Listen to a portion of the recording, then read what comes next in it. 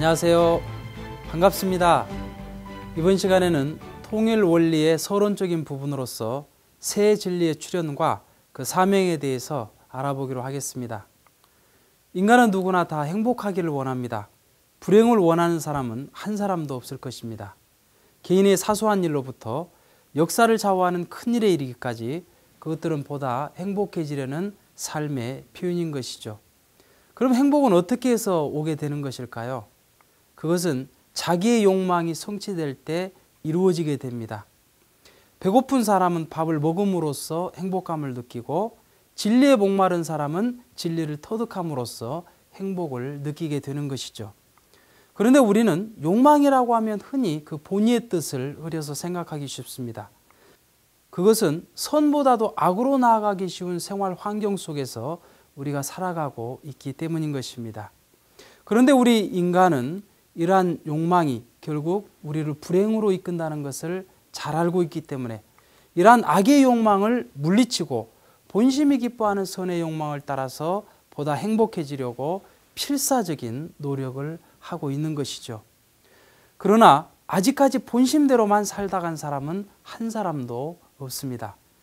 성서 로마서 7장 22절을 보면 사도 바울과 같이 훌륭한 신앙인도 내 속사람으로는 하나님의 법을 즐거워하되 내 지체 속에서 한 다른 법이 내 마음의 법과 싸워 내 지체 속에 있는 죄의 법 아래로 나를 사로잡아 오는 것을 보는도다 라면서 자신을 개탄하였던 것이죠.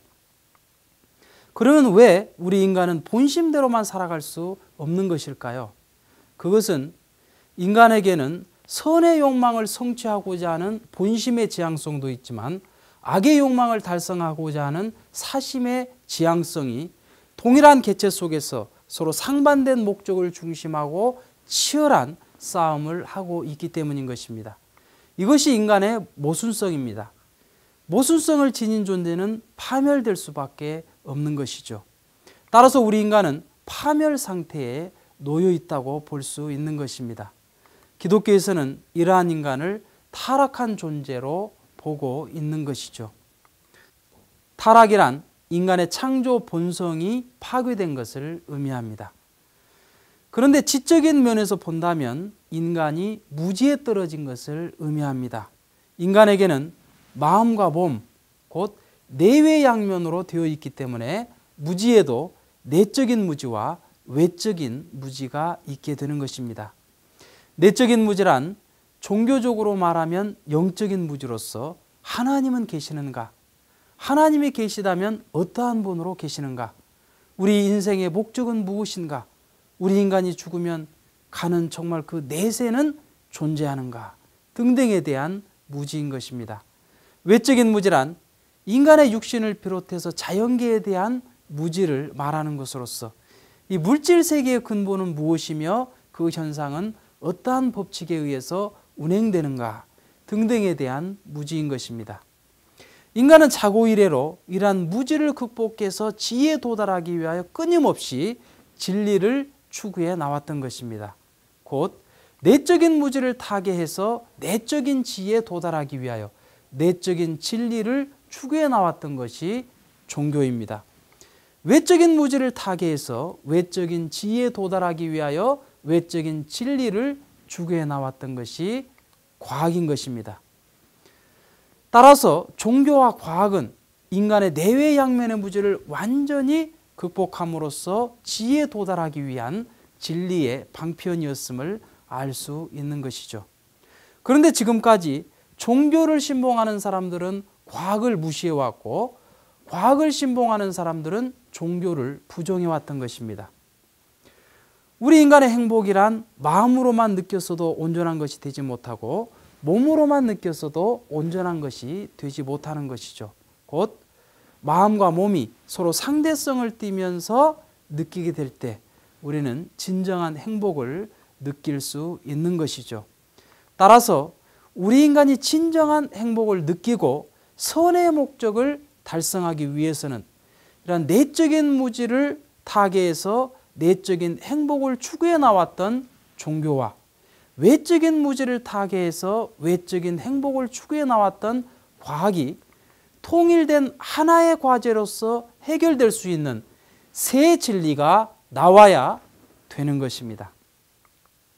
두 번째로 인간의 심령과 지능의 발달을 보아서도 새 진리가 나와야 됨을 알 수 있습니다.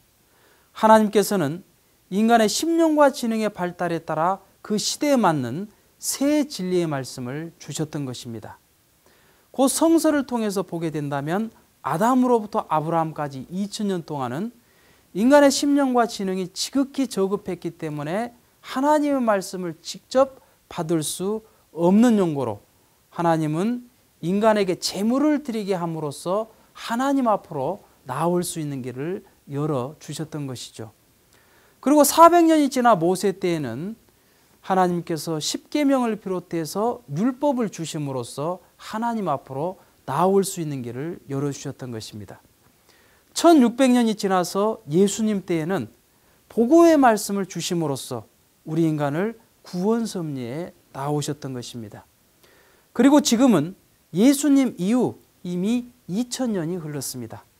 따라서 지금의 인간의 심령과 지능에 맞는 보다 고차원적인 새로운 진리의 말씀이 나와야 되는 것입니다. 진리는 절대적이며 영원하고 불변합니다. 그러나 경선은 진리 자체가 될 수는 없습니다. 예수님께서는 내가 길이요 진리요 생명이라고 말씀하셨습니다. 따라서 경선은 그 진리를 가르쳐주는 교과서인 것이지 그 진리 자체는 아닌 것입니다. 그러므로 하나님께서는 인간의 심령과 지능이 발달함에 따라서 그 진리를 가르쳐주는 범위나 정도나 방법은 시대를 따라서 달리하지 않으실 수 없었던 것입니다. 세 번째로 우리는 성서적인 근거를 보아서도 새 진리가 나와야 됨을 알 수 있습니다. 요한복음 16장 12절에 내가 아직도 너희에게 이를 것이 많으나 지금은 너희가 감당치 못하리라고 예수님은 말씀하셨습니다. 곧 진리의 말씀을 다 전하지 못하셨다는 것을 알 수가 있는 것이죠. 또 요한복음 16장 25절에 이것을 비사로 너희에게 일렀거니와 때가 이르면 다시 비사로 이르지 않고 아버지에 대한 것을 밝히 이르리라고 말씀하셨던 것입니다. 성서를 읽으면 읽을수록 거기에는 많은 해석이 나올 수밖에 없습니다. 왜냐하면 성서의 대부분이 비유와 상징이기 때문인 것이죠. 따라서 이 새 진리는 이러한 문제까지도 해결해 줄 수 있어야 되는 것입니다. 요한계시록 10장 11절에 많은 백성과 나라와 임금에게 다시 예언하여야 하리라고 말씀하심으로써 새 진리의 필요성을 성서는 말하고 있는 것입니다. 그렇다면 새 진리의 사명은 무엇일까요? 그것은 인간의 양면의 무지를 완전히 극복함으로써 인간의 모순성, 곧 본심과 사심이 끊임없이 싸우고 있는 인간의 모순성을 발본색원함으로써 우리 인간이 선의 목적을 달성할 수 있도록 안내해 줄 수 있어야 되는 것이죠. 그리고 하나님의 실제성은 물론이거니와 하나님께서 인간을 창조하셨을 때의 그 심정, 그리고 인간이 타락했음에도 불구하고 유구한 역사 동안 그러한 인간을 구원 섭리에 나오셨던 그 하나님의 애달픈 심정까지도 해명해 줄 수 있어야 되는 것입니다. 그리고 모든 주의, 사상, 종교를 통일할 수 있어야 됩니다. 종교가 생겨나면 생겨날수록 거기에는 반목과 투쟁과 전쟁이 끊임없이 일어났던 것입니다. 기독교만을 보더라도 성서 하나를 가지고 수백 개의 파가 갈릴 수밖에 없었다는 이 현실은 지금의 종교로서는 하나님의 근본적인 뜻을 이룰 수 없음을 말해주고 있는 것입니다. 그렇기 때문에 새 진리는 초종교적으로, 초인종, 초국가적으로 하나님을 품으로 모신 인류 대가족을 건설할 수 있도록 안내해 주어야 되는 것입니다. 그렇기 때문에 이 새 진리는 인간의 두뇌로서 어떤 문헌이나 경서를 연구하는 데서 나올 수가 없습니다. 요한계시록 10장 11절의 말씀처럼 이것은 하나님의 계시에 의해서 나오지 않으면 아니 되는 것입니다.